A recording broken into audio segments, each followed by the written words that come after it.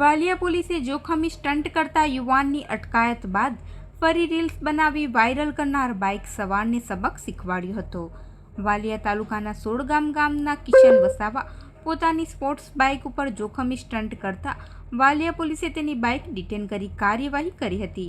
જે બાદ યુવાને બાઇક છોડાવી ફરી સ્ટન્ટ કરી રીલ્સ બનાવી વાયરલ કરી હતી। જે યુવાનની પોલીસે ધરપકડ કરી બાઇક સવારને સબક શીખવાડ્યો હતો।